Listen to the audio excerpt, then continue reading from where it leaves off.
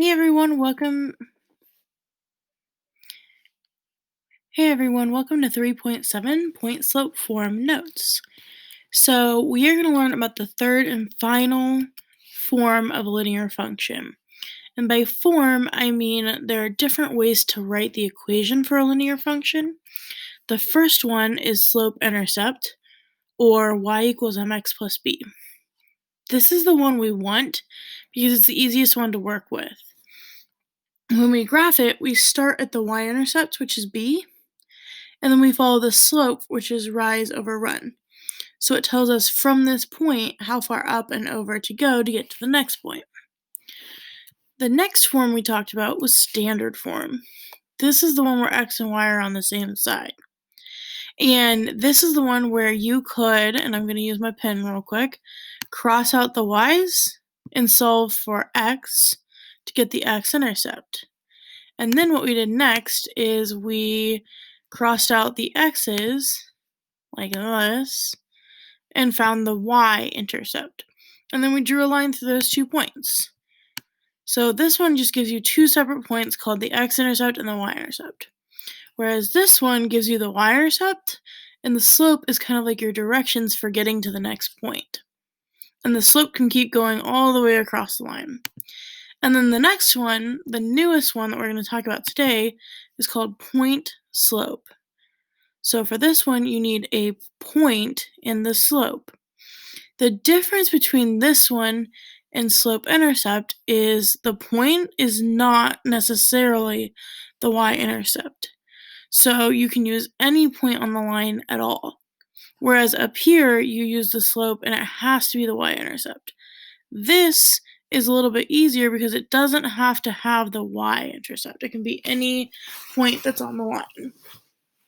So let's talk about what all of these letters mean. So we have y minus y1 equals m parentheses, which means times, x minus x1. Well, this m right here means the same thing it does in y equals mx plus b. It's the slope. And keep in mind that slope is y over x. We're going to need that later because we're going to have to find the slope on a couple of them. Then these two, the x1 and the y1, are the point. So point and slope. Remember that points go x first, then y.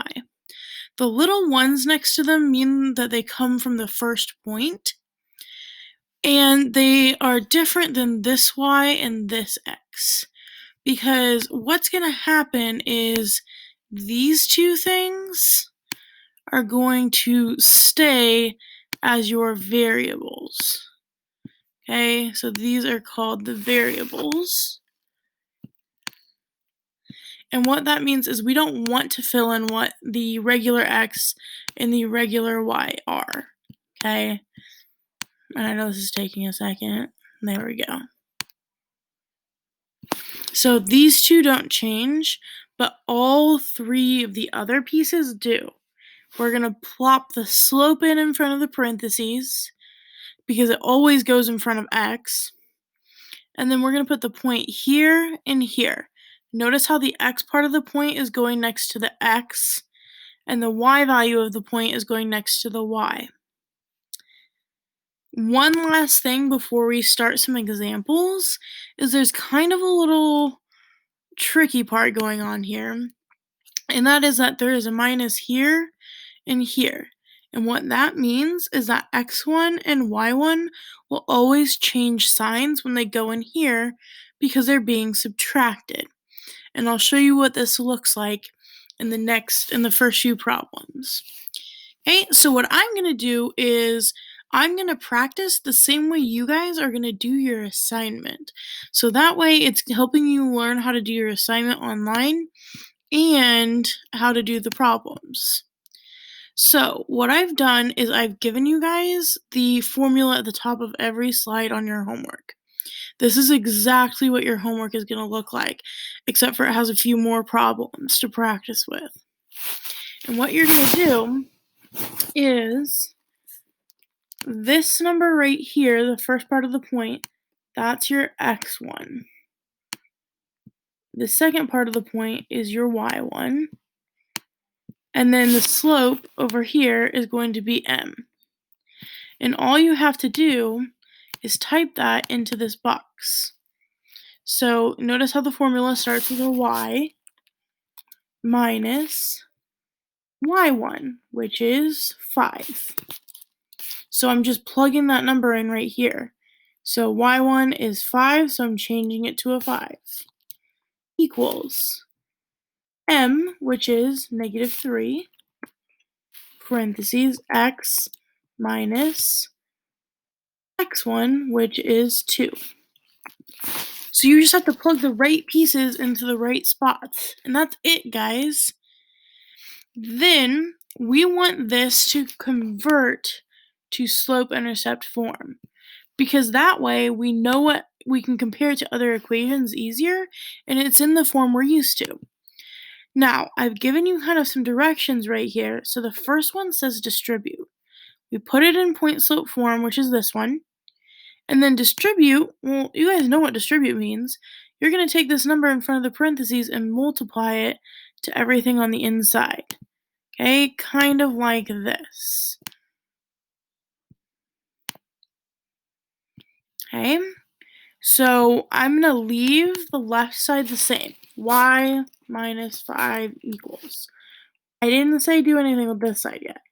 So here I'm going to multiply -3 times x. Well, that's -3x. And then -3 times -2 is +6. Okay, and then what I'm going to do is I want y to be all by itself, because slope-intercept form is y equals mx plus b. So if we want to get y all by itself, then we're going to add this 5 because it was being subtracted. And I am sorry this did not show up super well, but I am adding 5, which means that y is all by itself now. Okay, so basically these two are going to cross out. All right, and then what I have left is the -3x. So that didn't change because guess what? This 5 doesn't have an x, so it doesn't go with that. It goes with the 6, which also doesn't have an x. And 6 plus 5 is 11. So you just plug in the pieces you have, and then you follow the steps over here. Distribute, and then the very last step is when you finally have y equals by itself, and the last piece is always going to be to add or subtract. Okay? Then we're going to do an example over to the right, which tells us that it's the line through these 2 points. The part we're missing is it doesn't tell us the slope like this one did. That's because we have to find the slope on our own. And to find the slope on our own, remember that slope is y over x. And I'm going to kind of teach you guys how to do it between 2 points a little easier than you might have learned before. So here are my y values. It's the second part of each point. And all I want you to do is ask yourself, how far apart are -6 and -4? And if you have to, count on your fingers. If you start at -6, then you're going to go to -5 and then -4. That's 2 spaces, guys. So that's 2 over. And then I'm going to do the same thing, but with my x values, which are these two. And -3 to 3, well, let's see, if we start at -3, it goes -3, and then -2, -1, 0, 1, 2, 3. That was 6 numbers. So the difference there is 6. So you do the y's over the x's, and you can just count it out on your fingers the way that I just did. And 2 divided by 6 is the same thing as 1/3 if I divided both of these numbers by 2. So that's going to be our slope. So then I'm going to come down here, and I'm going to start with y minus, and then if you want to see this part, I will show you, but you do not have to write this down or type this out every time. x1 and y1 are going to come from our first point. So this is going to be x1. This is going to be y1. And the slope that we just found is going to be our m. So going back to my formula, it's y minus y1, which is negative 6, equals 1/3, because that's the slope, parentheses, x minus x1, which is negative 3. Then, before we move on, notice how we have two negatives in a row like this. When you subtract a negative, that's the same thing as adding. Then I'm going to come over here and do the same thing. This is minus a negative, so that's the same thing as adding. And like I said before, guys, x1 and y1 are always going to be the opposite in the equation. So look over here how the 5 became negative 5 and the 2 became negative 2. Then over here, the negative 6 became positive 6 and the negative 3 became positive 3 because we were subtracting a negative. And that will always happen when there's negatives. Okay? Then I'm going to do the same thing I did over there on the other side. And I'm going to multiply this 1/3 times x and 1/3 times 3. Okay? So y plus 6 stays over there on the left, equals, and then 1/3 times x is just 1/3 x. This is always just going to be that number in front of x. That will never change because that's the slope, and the slope is supposed to go with x. Then 1/3 of 3, or 3 divided by 3, is 1. Now, if you're not sure what that is, take out a calculator and do 1 divided by 3 times 3, and you'll get 1. Then, the very last step is we want to get y all by itself, so you're going to want to subtract that 6 to the other side. Okay? Leaving us with just y by itself. Okay, so these two will cancel out, and I guess I should cross them out for you. Just like that. Okay? And then over here, the 1/3 x doesn't change.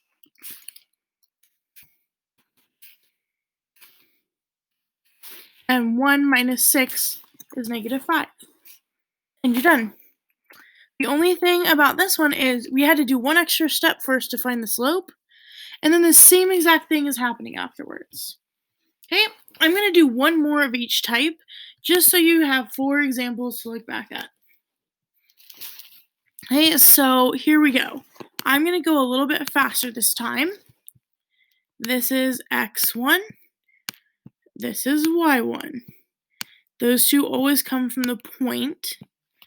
And then the slope is m. And I'm going to go straight to typing this one in. So it starts with y minus y1, which is negative 5, equals negative 3/2, parentheses, x minus x1, which is 4. Then look back for any of those double negatives. We have one right here, so I'm going to highlight that and type a plus sign. And then I'm going to take this negative 3/2 and multiply it times x and times negative 4. But the y plus 5 stays. And then I have negative 3/2x. So this part never changes, it just gets an x. And then negative 3 times negative 4 is 12 divided by 2 is 6. Or do negative 3 divided by 2 in a calculator. That's negative 1.5, and negative 1.5 times negative 4 is 6. Okay? Then you want to get y all by itself, so you need to get rid of that 5. we're going to subtract it because it's being added.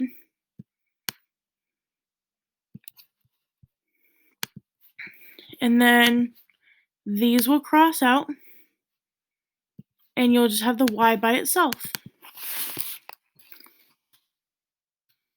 Negative 3 over 2x plus 6 minus 5 is 1. So start by filling in the numbers where they go. Follow this equation closely. Then distribute and add or subtract at the very end. 3 steps. Okay? If it gives you 2 points like this, you have to calculate the slope first, which is once again y over x. And when I say y and x, I mean the change in y over the change in x. So the y values are going from 1 to 5. So if we start at 1, 2, 3, 4, 5, that's 4 numbers. So the slope is going to be 4 over. And then I have to go figure out what's happening with the x values. The x values go from 1 to 3. Sorry, my little shape got in the way. And from 1 to 3, that's going up by 2. So our slope is 4 over 2, or 4 divided by 2 is 2. So that is going to be our handy-dandy slope, or m. And then x1 is going to be the first point. The x value is 1. And look at that. y1 is actually also 1 because it's the point 1, 1. They're the same number. So what that means is I'm going to have y minus y1, which is 1, equals m, which is 2, parentheses x minus x1, which is 1. You just have to get used to the pattern of where the numbers go, and then it's actually pretty easy. You're just following a formula. Then I'm going to distribute, because I want to get y by itself. So I have to get rid of the parentheses first. 2 times x and 2 times negative 1.